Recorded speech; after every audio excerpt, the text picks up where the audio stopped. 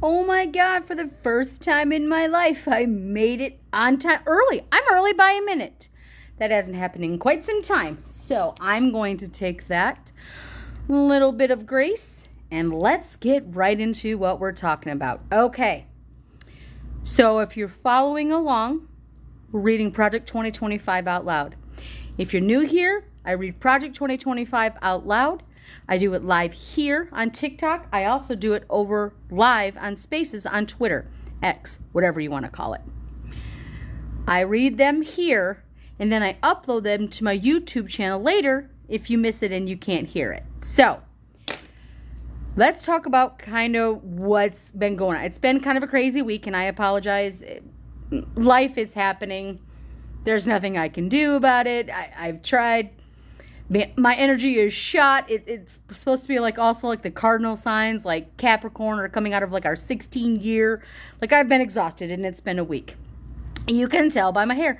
That's a little crazy. So I apologize for my absence, but I am back.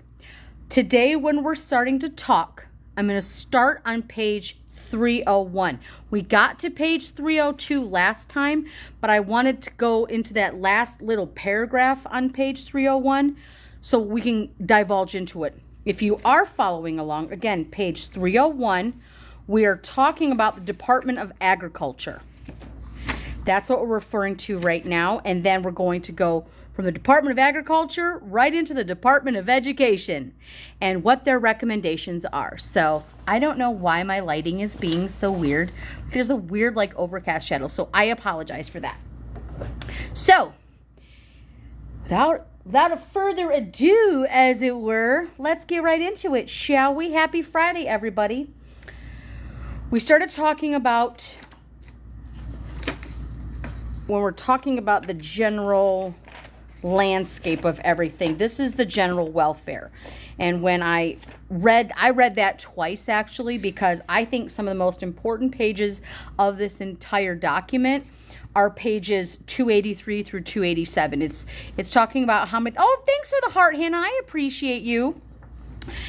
I am so far back on my summaries, guys, so I'm just trying to read through it and then I'll work on the summaries. That's the kind of thing I'm gonna have to do it, just so that we get everything taken care of. But we talked about the general welfare and all of the departments under the general welfare that they want to reform, that they want to cut, that they want to get rid of. It's a lot. And if you've ever followed me, again, this is such a weird shadow. And normally I have my curtains open, but it's like blinding. It's like the sun ray is like right here. I don't know why. The general welfare, as we're speaking, is talking more about everything that's going to affect individuals, like Department of Education, Department of Agriculture, things like that. But that's where we are currently right now. And again, if you've missed any of this, guys, you can listen on my YouTube channel and it goes right in succession. So it'll say reading Project 2025 out loud. Sorry, it was a candle. You know, those two wick things. But it'll say reading Project 2025, the dates and the pages. But right here, I'm going to go back to page 301 for just a second to capture that little nugget, and then we're going to press on. We're going to keep on going. So let's take a look, shall we? Screw it. I'd rather be blind than so. I'm so sorry that I can't read in the dark. In the dark. And for some reason my ring light just keeps like, "Hey, we don't want to work with mom today." So let's see why it's not working. Might be a little bit better. But let's press on, shall we? Okay, so middle, 1, 2, 3, 4. Fifth paragraph down. We're starting with reform WIC. WIC is women, infant, and children. It is food. They are vouchers for women, infant, and children. Turning to WIC, this program distributes money through EBT cards to help low-income women, infants, and children under 6 purchase nutrition-rich foods and nutrition education, including breastfeeding support. As of August 2022, approximately 6.3 million people participated in WIC each month to purchase food. In 2021, WIC federal outlays were $5 billion. So this is what they're saying. They're trying to take food away from women, infants, and children. They want you to have all the children, but they want to take all of it away from it. So, reform the state voucher system. State agencies control WIC costs by approving only brand or infant formula competitive bidding for infant formula rebate contracts. Because 50% of baby formula is purchased through the WIC federal program, it is vital regulation for these competitive bidding contracts does not unintentionally create monopolies. Like they even give a damn. Reevaluate excessive regulation. As for baby formula, I like that a little better. As for baby formula regulations generally, labeling regulations and regulations that unnecessarily delay the manufacture and sale of baby formula should be reevaluated. During the Biden administration, there have been devastating baby formula shortages. Wrong. There were not devastating baby formula shortages during Biden. It was a carryover from Trump. And then Biden was playing catch up. Just so we're getting our facts correct. Just so we're know where we are. Okay, return to the original purpose of school meals. Federal meal programs for K through 12 students were created to provide food to children from low-income families while at school. Let me see. Today, however, federal school meals increasingly resemble entitlement programs that have strayed far from their original objective and represent an example of the ever-expanding federal footprint in local school operations. Anytime a child needs food or wants food or is hungry, they're not able to learn. Anytime a child wants food, a child should be able to have food. With all of them touting how much they back our farmers in this and how much, let me see. Oh, hey, Mama Kay. Don't worry. You don't have to block anybody right now. Go right ahead. Just let them talk. They're going to talk what they want to talk. It's Friday. Let them talk. Let them boost the algorithm and let them just say what they're going to say. Honestly, you can just listen if you want, Mama Kay. I appreciate you, but you don't block anybody. Just let them talk themselves into it. Let them just talk themselves. They'll figure out who we are real fast, and then it just, And for those of you who are listening over on Twitter, people are apparently talking shit in my comments. Most of the time, I can't even see it. Let them talk how they're going to talk. They just hang themselves. It's nothing that I've done. So, where were we again? The NSLP and SPB are the two largest K through 12 meal programs provided by federal taxpayer money. The NSLP launched in 1946 and SPB in 1966, both as operations specifically for children in poverty. That's true. During the COVID-19 pandemic, federal policymakers temporarily expanded access to school meal programs, but some lawmakers and federal officials have now proposed making this expansion permanent. Yes, they should. Yes, they should. Because there are many children who will eat their last meal on Friday and not know where their meal is going to come from this weekend unless it's provided sometimes. Because they're children. Because they can't work. Because they're lower income. Because they have a single mother. They have a single father. They have a huge household. Food is expensive. So yes, it should always be expanded for children. Especially those because they cannot earn a living. Right? Right? During the COVID-19 pandemic, expanded, but yet even before the pandemic, research found that federal officials had already expanded these programs to serve children from upper income homes, and these programs are rife with improper payments and efficiencies. If they are rife with improper payments and efficiencies, that goes to the upper echelon. That gets dealt with at that level. But you're trying to punish all children. Do you see how that doesn't make sense? Heritage Foundation research from 2019 found that after the enactment of the community eligibility provisions, the CEP Charlie Edgar Paul. In 2010, the share of students from the middle and upper income homes receiving free meals in states that participated in CEP doubled and in some cases tripled. All-in program meant for children from families with incomes at or below 185% of the poverty line.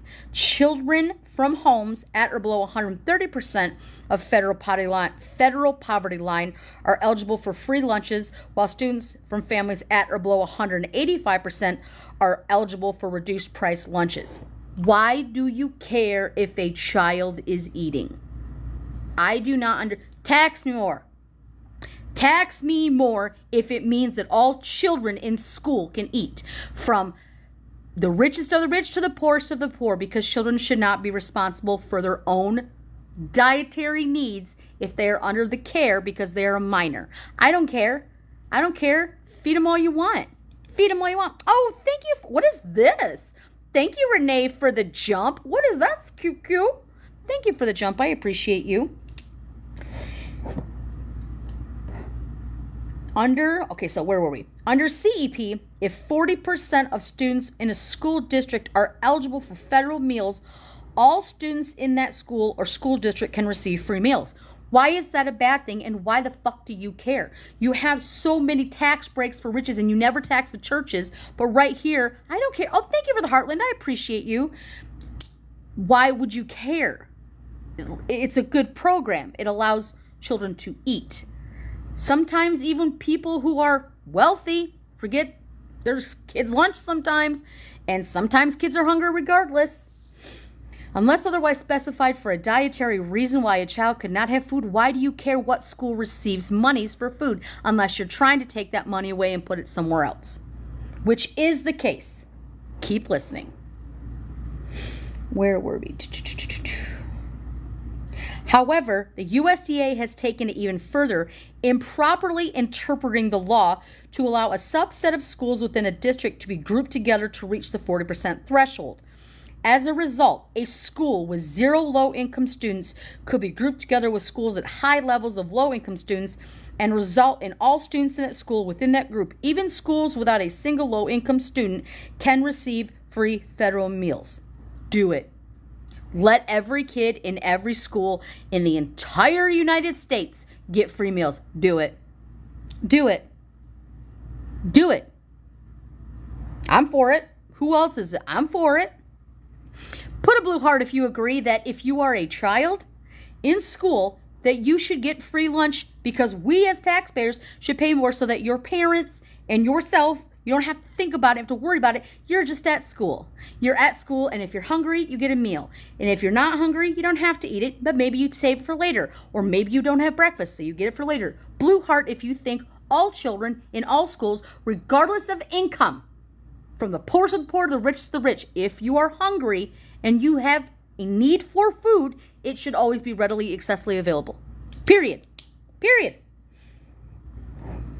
Schools can redirect resources meant for students in poverty to children from wealthier families. Furthermore, the NSLP and SPB are among the most inaccurate federal programs, according to PaymentAccuracy.gov, a project of the U.S. Office of Management and Budget and Office of the Inspector General. Before federal auditors reduced their rigor of annual reporting requirements in 2018, the NSLP had wasted nearly $2 billion in taxpayer resources through payments provided to ineligible recipients. When you hold Brett Favre accountable, we can talk. Until then, feed all the children. Let no child go hungry ever in the history of everdom. From the time they are born until the time they either graduate or go to a trade school or go on to an alternative education school or a homeschool, whatever. Feed children. That's not a hard concept. And that's exactly what Jesus would do, just saying, loaves and fishes. The $2 billion. Even after the auditing changes, which the U.S. Government Accountability Office said results in the USDA not regularly assessing the program's fraud risk, the NSLP wasted nearly $500 million in fiscal 2021, and the SPB now wastes nearly $200 million annually. Who is president? So now you're saying it's Biden's fault? Because in 2021, fiscal year 2021, we wasted money feeding children? So a humanitarian president wanted to feed kids? Oh, damn. Shame. Despite the ongoing effort to expand school meals under CEB and the evidence of waste and inefficiency, left of center members of Congress and President Biden's administration have nonetheless proposed further expansions to extend federal school meals to include every K through 12 student regardless of need. Yes, exactly. Regardless of need, fill it. Am I the only one that thinks that's batshit crazy? I don't care if it's Elon Musk's kids or some mother of like 7 who's a single mom and living in a single wide doing her damn best. Thank you, Alfonso, for the heart. Every kid should not bear the burden of adults. It's food. How do you think kids learn if they're hungry? Can you when you're at work, when I'm at work, when you're at work and you're hungry, can you think? No, you can't. You can't think. And if you have no money, no food, no mean to be able to eat, and then you're still stuck in school for 7 hours, don't you think that might be a problem? Don't you think that child might go without, might withdraw socially, emotionally, physically, mentally? Behaviors are communication. So a child who is hungry, who is young and doesn't understand that there is no food is going to lash out. It's going to happen. You do it when you get hangry. Trying to regulate that on a 7-year-old and see how that works. So yes, I am for taxing us more if it means every child eats always, period. And I say that, total personal side note, as a mother to a child whose diet is very restrictive. Very restrictive. I have to curtail it every day because he has a genetic disorder. So I am very much aware of what can be given and what should be given and what should not. But it's dietary based. But if a child who is normal in regular anywhere needs food, they should be able to get it from school. Man, allergies are bad in Arizona right now. Oh, Lord. Where were we here? The administration recently proposed expanding federal school meal programs offered during the school year to be offered during the summer as a part of America's Families Plan. Yes. And also proposed expanding the CEB. Yes. Other federal officials, including Senator Bernie Sanders of Vermont, have in recent years proposed expanding the NSLP to all students. Yes. To serve students in need and prevent misuse of taxpayer money. Bruh. I had a sneeze. Hey. Nope, I didn't have to sneeze. Let me just take a drink.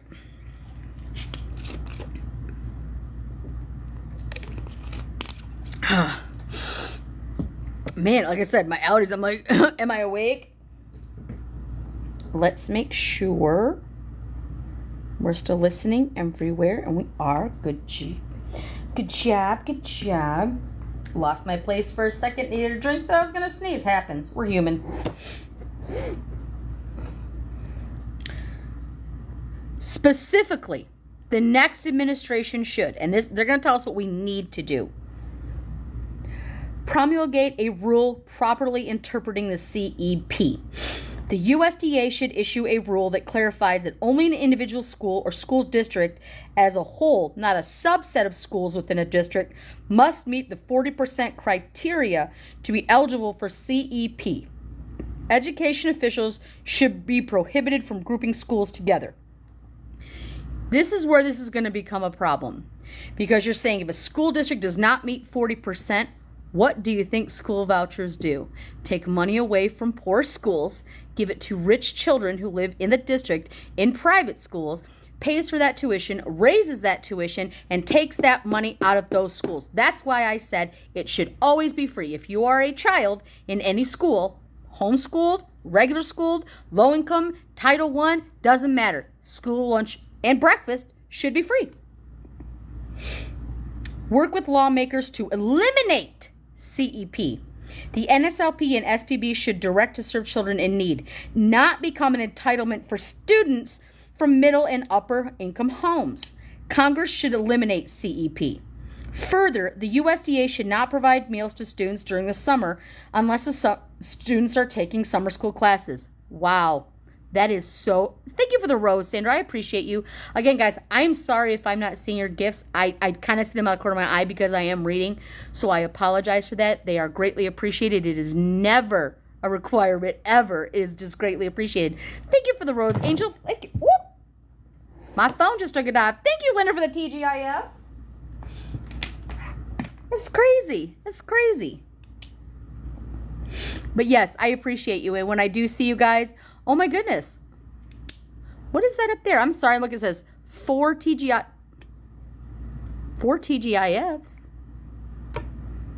Ooh, I have 4 of 100 TGIFs. I didn't set that goal, but that's great. Thank you for the Rose Kirby style. I appreciate you. It's Friday. It's Friday. That's just going to be in my head now the entire time. Thank you, Emily, for the heart. Thank you, Kirby, for the rose. I appreciate you guys. If you're just joining us, I'm reading Project 2025 from beginning to end. I break it down into smaller segments. Right now, my nose is great. Oh, look at the corgi booty. Thank you, Angel. Oh, my goodness. Thank you, guys.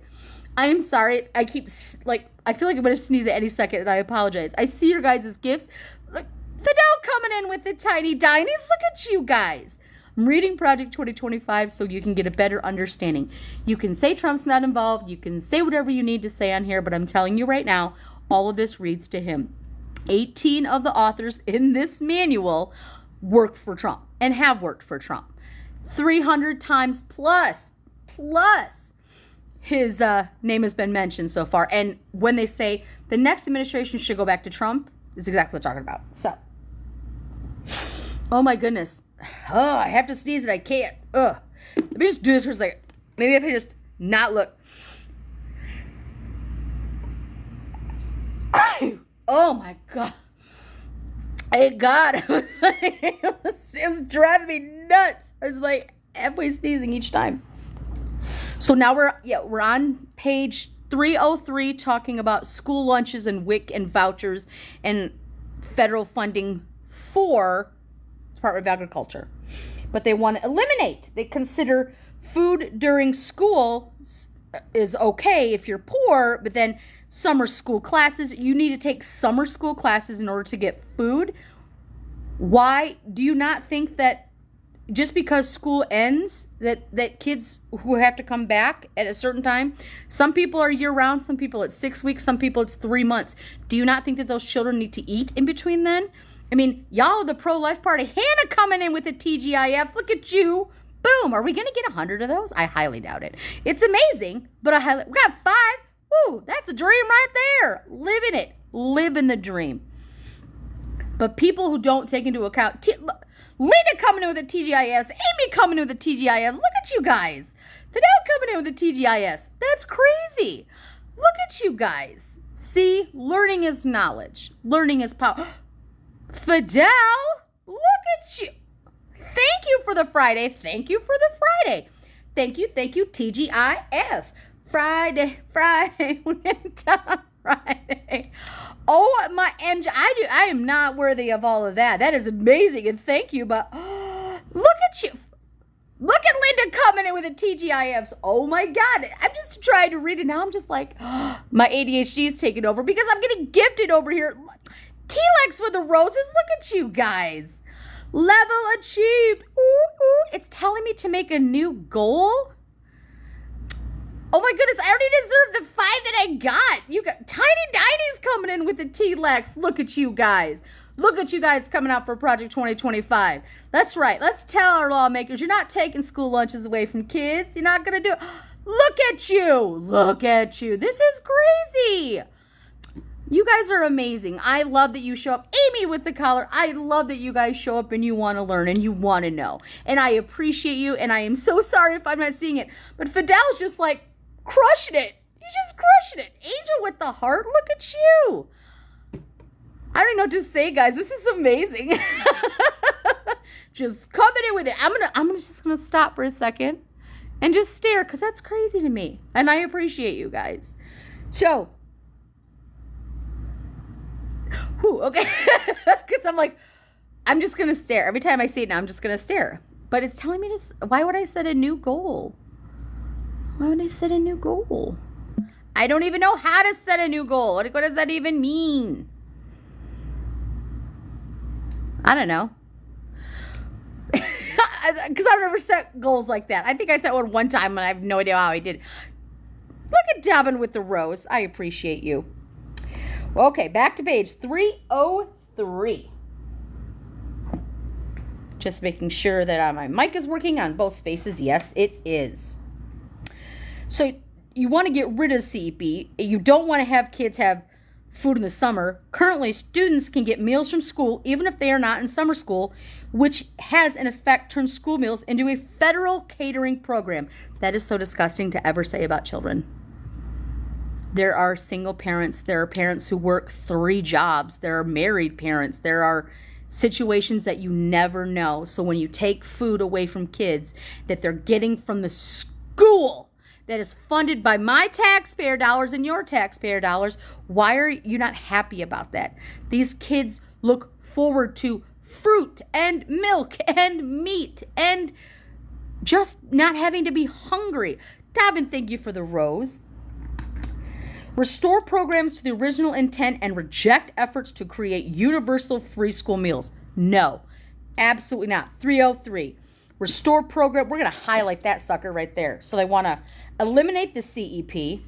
They want to promulgate a rule to properly interpret the CEP before they eliminate it. Then they want to restore programs to the original intent and reject efforts to create universal free school meals. Why are y'all so hung up on free school meals? You will literally give tax breaks to fucking billionaires. But you are pissed that some kid wants pizza, corn, applesauce, and milk? Like, I don't even understand how that's possible. The USDA should work with lawmakers to restore the NSLP and the SPB to their original goal of providing food to K-12 students who otherwise would not have food to eat while in school. Then why don't you just say it's all children? Because you don't know what circumstance takes anybody. People can come up, people can go down, people can have hard times. Thank you for the vote, Sticker Gabby. I appreciate you. There are many different levels that people can fall into, and a lot of people can be one paycheck away from being completely houseless and homeless.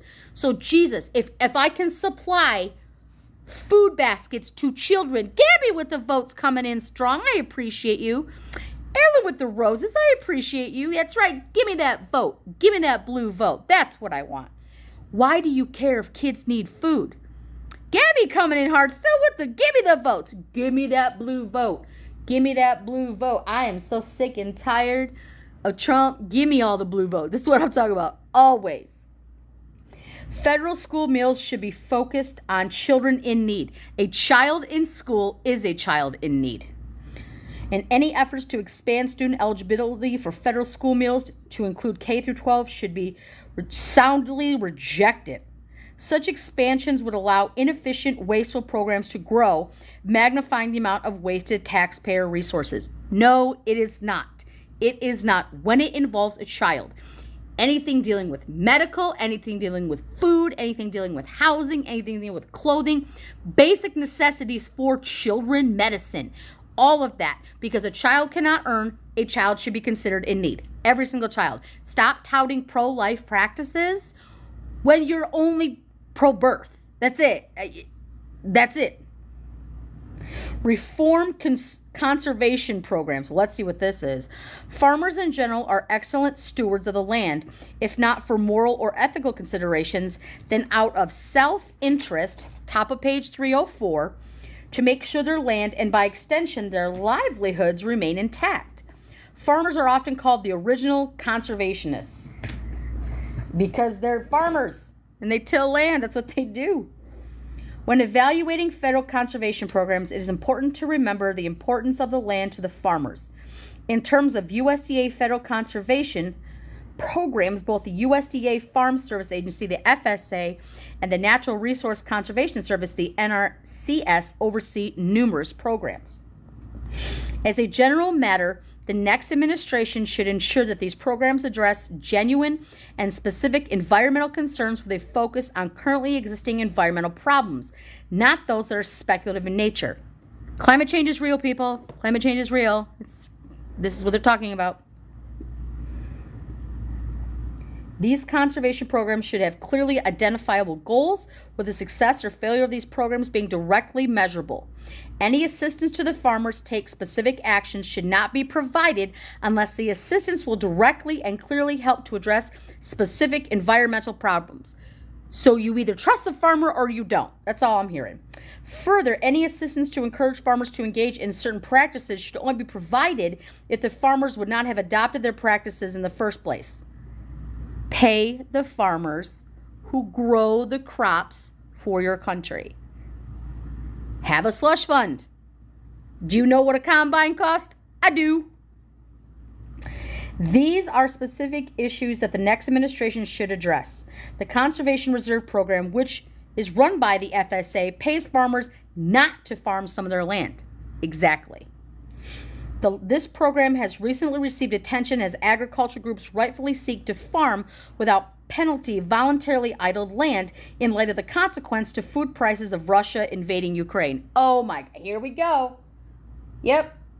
Farmers are paid not to till land because we're giving too much money to Ukraine. Sometimes this shit is so stupid it hurts my fucking brain.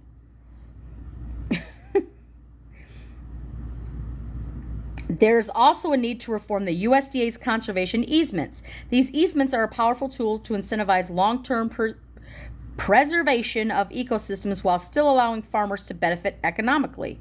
However, when farmers and ranchers sign conservation easements within the USDA, they can be enforced in perpetuity. Future generations, be the descendants of the landowner or new residents, are bound by those conditions. Ecosystems and topography naturally change over time, but without legislative change, easement requirements will not. The next administration should champion the elimination of the Conservation Reserve Program. Seriously? Farmers should not be paid in such a sweeping way not to farm their land. There's a reason they don't farm their land. Maybe get to the root cause of that. If their desire is enough to ensure that extremely sensitive land is not farmed, this should be addressed through targeted efforts that are already clearly connected to the addressing the specific and concrete environmental harm. The USDA should work with Congress to eliminate this overbroad program. Reform NRCS wetlands and erode land compliance and appeals.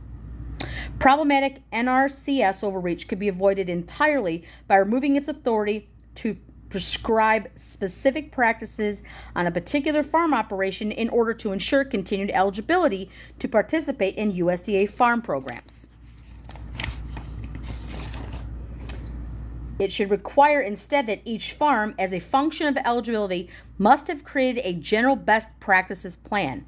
Such a plan should be approved by the local county soil and water conservation district, the SWCD. The SWCD commissioners are elected by their peers in each respective county and are better suited than the NRCS to provide guidance to farmer operations in their respective jurisdictions. At a minimum, a new administration should support legislation to divest more power to the states and possibly local SWCDs regarding erodible land and wetland conservation. Reform easements. The new administration should, to the extent authorized by the law, limit the use of permanent easements and collaborate with lawmakers to prohibit the USDA from creating new permanent easements. Other major issues and specific recommendations. Although the following issues have not been listed as priority, these issues are still extremely important and the next administration should address them. Only meat and poultry from federally inspected facilities can be sold interstate commerce. Even meat and poultry from the USDA-approved state inspection facilities may be the only ones sold interstate commerce and limited exceptions. This is despite the fact that states within the USDA-approved inspection programs must meet and enforce requirements that are at least equal to those imposed under the Federal Meat and Poultry Products Inspection Act and Humane Methods of Slaughter Act of 1978. This is an unnecessary regulatory barrier that makes it difficult to get meat and poultry into interstate commerce to create more options for consumers and farmers. That's not an unnecessary regulation at all. Legislation entitled New Markets for State Inspected Meat and Poultry Act of 2021 would help to remove this obstacle. Then we're not going to do it. The next administration should Promote legislation that would allow state-inspected meat to be sold at interstate commerce. No. These barriers would have the sale of meat and poultry from the USDA-approved state-inspected facilities should be removed. No, it shouldn't. Eliminate or reform marketing orders and checkoff programs. Marketing orders and checkoff programs for agricultural commodities are similar in many ways. They both allow private actors within an industry to collaborate with the federal government to compel other competitors within the industry to fund the respective marketing order or the checkoff program. There are currently 22 checkoff programs, and they focus on research and promotion of commodities such as beef and eggs. Marketing orders cover research and promotion, but also cover issues such as quality regulations and volume controls. The latter issues, volume controls, is mean to restrict supply, which drives up the price for consumers. Fortunately, there are few active volume controls. Marketing orders and checkoff programs are some of the most egregious programs run by the USDA. They are, in effect, a tax, a means to compel speech, and government-blessed cartels. Wow.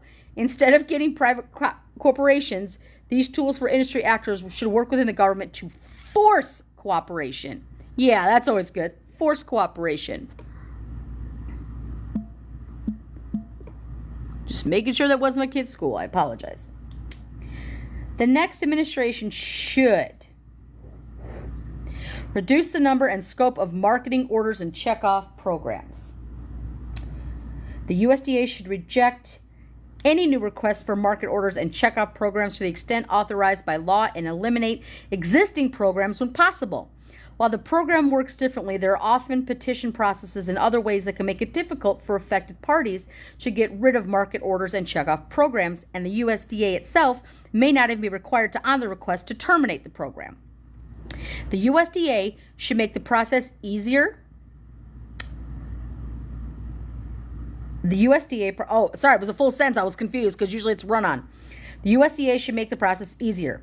Further, the USDA should reject any effort to bring back volume controls to limit supplies of commodities. They should also work with Congress to eliminate market orders and checkoff programs. These programs should be eliminated, and if industry actors want to collaborate, they should do so through private means, not using government to compel cooperation. Promote legislation that will require regular votes. There should be regular voting for parties subject to checkoff programs and marketing orders. For example, the voting should occur at least every 5 years to determine whether a marketing order or checkoff program should continue. The USDA should be required to honor results of such a vote. Through regular voting, parties can demonstrate their support for marketing order or checkoff program to ensure those administering them will be held accountable. Focus on trade policy, not trade promotions. The USDA's Foreign Agricultural Service, FAS, covers numerous issues, including a trade policy, which is a reference to removing the trade barriers, among other things, to ensure environments are conducive to trade.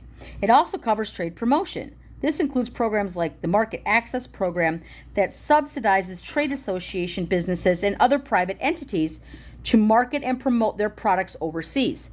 FAS should play a proactive and leading role to help open up markets for American farmers and ranchers. There are numerous barriers such as sanitary and phytosanitary measures blocking American agricultural products from gaining access to foreign markets. However, FAS should not help businesses and industries promote their exports, something these businesses and industries can and should do on their own. The next administration should push legislation to repeal export promotion programs. The USDA should work with Congress to repeal market programs like the Market Access Program and similar programs. Program after program to simulate the program with the so crazy. The overspeak is just, it's so much. Again, stereo instructions for 90% of it, and then there's that little, oh, what's that piece? Exactly. Remove obstacles for agricultural biotechnology. Innovation is critical to agricultural production and the ability to meet future food needs. The next administration should embrace innovation technology, not hinder its use, especially because of scare tactics that ignore sound science. This is them talking out of both sides of their ass. They do not want you saying anything about climate change or environmentally sound land, but trust us here and go into technology that we think is good. It's talking out of both sides of their face. One of the key innovations in agriculture is genetic engineering. Genetic engineering. Is that always the most sound food? No. According to the USDA, currently over 90% of U.S. corn, upland cotton, soybeans are produced using GE, genetically engineered varieties. Despite the importance of agricultural biotechnology, in 2016, Congress passed a federal mandate to label genetically engineered food. Yes, as they should. The legislation was arguably just a means to try to provide a negative connotation to GE food. No, it's not. It's to let you know that this is genetically modified. There are other challenges as well for agricultural biotechnology. For example, Mexico plans to ban the importation of U.S. genetically modified yellow corn. The next administration should counter scare tactics and remove obstacles. The USDA should strongly counter scare tactics regarding agricultural biotechnology and adopt policies to remove unnecessary barriers to approvals and the adoption of biotechnology. It should repeal the federal label mandate. No, I'm not letting you take labels off food. No, hard pass. The USDA should work with Congress to repeal the federal labeling law, which, while maintaining federal preemption, that stresses the voluntary labeling is allowed. No, you should always have food labels, regardless. It should also use tools available to remove improper trade barriers against agricultural biotechnology. The USDA should work closely with the Office of Agriculture and The USDA should work closely in agriculture with the Office of the United States Trade Representatives to remove improper barriers imposed by other countries to block U.S. agricultural goods. No. If other countries are like, your corn's not sound, it's genetically modified, we don't allow that here, suck it up. Suck it up and let farmers either grow non-genetically engineered food or you have to label it. And they say, tough, we don't want it. I don't care. Let me see. How many more pages is this chapter? Okay, so this chapter is only 3 more pages. And then we are on to the Department of Education. Reform Forest Service wildfire management. The United States Forest Service is one of 4 federal government land management agencies and administers 606 million acres, or 95% of the 640 million acres surface of land area managed by the federal government. Located within the USDA, the Forest Service manages the National Forest System, which is comprised of 193 million acres. As explained by the USDA Forest Service mission is to sustain the health, diversity, and productivity of the nation's forest and grasslands to meet the needs of present and future generations. The Forest Service should focus on proactive management of the forests and grasslands that does not depend heavily on burning. There should be resilient forests and grasslands in the wake of management actions. Wildfires have become a primary vegetation management regime for national forests and grasslands. Recognizing the need for vegetation management, the Forest Service adopted a pro-silviculture using unplanned fire, such as unplanned human-caused fires, to otherwise accomplish vegetation management. The Forest Service should instead be focusing on addressing the precipitous annual amassing of the biomass national forests that drive the behavior of the wildfires. Climate change needs to be addressed. Climate change. By thinning trees, removing live fuels and deadwood, and taking other preventative steps, the Forest Service can help to minimize the consequences of wildfires. We can, but climate change is still real. Increasing timber sales could also play here we go. Just take all the forests out. Increasing timber sales could also play an important role in the effort to change the behavior of wildfires because there would be less biomass. Timber sales and timber harvest in public forests dropped in the early 1990s and still remain very low. Bottom of page 308. For example, in 1988, the volume of timber sold and harvested by volume was 11 billion and 12.6 billion board feet, BFF, respectively. In 2021, timber was sold at 2.8 BBF and the timber harvest was 2.4 BBF. In 2018, President Donald Trump issued Executive Order 13855 to, among other things, promote active management of forests and reduce wildfire risks. The executive order stated, active management of vegetation is needed to treat these dangerous conditions on federal lands, but is often delayed due to challenges associated with regulatory analysis and current consultation requirements. Exactly. There is a way to do it safely. But he's like, no, just whatever. That's what Donnie's talking about. Like, just pick up some brush. All the lasers. Active management, it further explained, needed to reduce the regulatory obstacles to fuel reduction in forests created by the National Environment Policy Act and Endangered Species Act. The next administration should champion executive action consistent with law and proactive legislation to reduce wildfires. Or we could just admit climate change is real and work with people. Oh, thank you for the real degree. I appreciate you, the heart. Thank you, Greg. Heart me. I always forget, like, if you guys appear, I can see gifts down here. It's all good.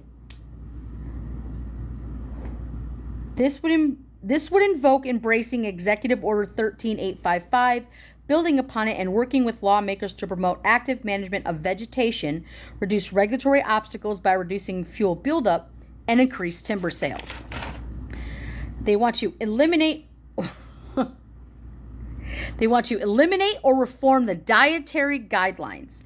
The USDA, in collaboration with HHS, publishes the dietary guidelines every 5 years. I'm going to highlight that. So they want to eliminate or reform the dietary guidelines. For more than 40 years, the federal government has been releasing dietary guidelines, and during this time, there has been constant controversy over the questionable recommendations and claims regarding the politicalization of the process. In the 2015 dietary guideline process, influential Dietary Guideline Advisory Committee veered off mission and attempted to persuade the USDA and HHS to adopt nutritional advice that is focused not just on human health, but the health of the planet. What? Yes. Ooh, I like that. Duh. Issues such as climate change and sustainability infiltrated the process. Fortunately, the 2020 process did not get diverted into this manner. However, the dietary guidelines remain a potential tool to influence dietary choices to achieve objectives unrelated to the nutritional and dietary well-being of Americans. There is no shortage of private sector dietary advice for the public, and nutrition and dietary choices are the best left to the individuals to address as personal needs. Oh, so now my body, my choice? Oh, thank you for the heart, Angel. I appreciate you. You should be given the choice of food. Food is a choice. But you don't have to worry about labels. It's your body, it's your choice, right? Oh, now it's funny how they say that. This work includes working with your own healthcare professionals, as there's constantly changing advice provided by the government, and insufficient qualifications on advice, oversimplification to the point of miscommunicating important points, questionable use of science, and potential political influence over dietary guidelines.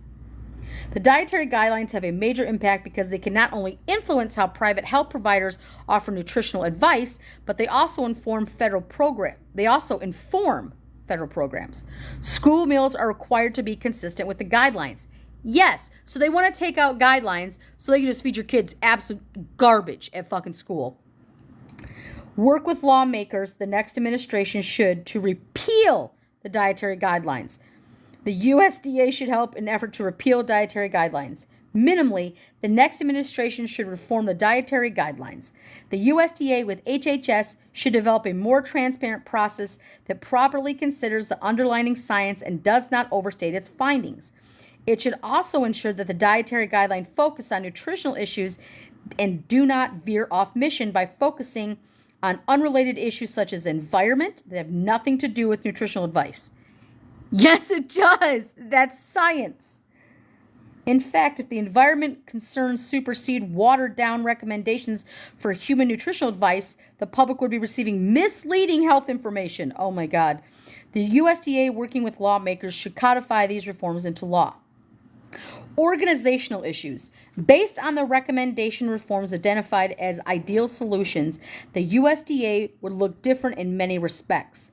One of the biggest challenges would be a USDA that is not focused on welfare, given that means-tested welfare programs would be moved to HHS. The Food and Nutrition Service that administers the food and nutrition programs would be eliminated. The Farm Agency, which administers many of the farm subsidies programs, would be significantly smaller if the ideal farm subsidy reforms were adopted. Most important, a conservative USDA envisioned would not be used as a governmental tool to transform the nation's food system, but would instead respect the importance of being efficient agricultural production and ensure the government does not hinder farmers and ranchers from producing an abundant supply of safe and affordable food. For conservative USDA to become a reality, and for it to stay with the course, the missions as outlined with the White House must strongly support these reforms and install strong USDA leaders. These individuals almost certainly will be faced with the opposition from some of the agricultural community who would fight changing subsidies in any fashion, although many of the reforms would likely be embraced by those in agriculture. I mean, you're going to find they're not. There would be strong opposition from environmental groups and others who want the federal government to transform the American agriculture to meet ideological objectives. Climate change is not ideological, it's fact-based. Finally, there would be opposition from the left-center groups who do not want to reform SNAP and would expand welfare and dependency, such as through universal school meals. School meals are the burden that's keeping us in debt, guys. I am so sorry. As opposed to reducing dependency. Reducing the scope of the government and promoting individual freedom may not always be easy, but is something that conservatives regularly strive for. The listed reforms to the U.S. Department of Agriculture would help accomplish these objectives and are well worth fighting for to achieve a freer and more prosperous nation. In conclusion, this chapter started with a discussion of incredible success of American farmers and American agriculture in general. This is how the chapter should close as well. Americans are blessed with agricultural sector and a food system in general, which are worthy of incredible respect. A conservative USDA should appreciate this while recognizing that its role is to serve the interests of all Americans, not special interests. Special interests meaning your kids, and not labeling food and not having dietary guidelines. By being a champion of unleashing the potential of American agriculture, a conservative USDA would help ensure the future of the abundant supply of safe, affordable food for individuals and families in the United States and across the globe. Okay, so that is... We did 303 through 318. 303 to 318 on 8:30. It is, what time is it, guys? It's 11:52.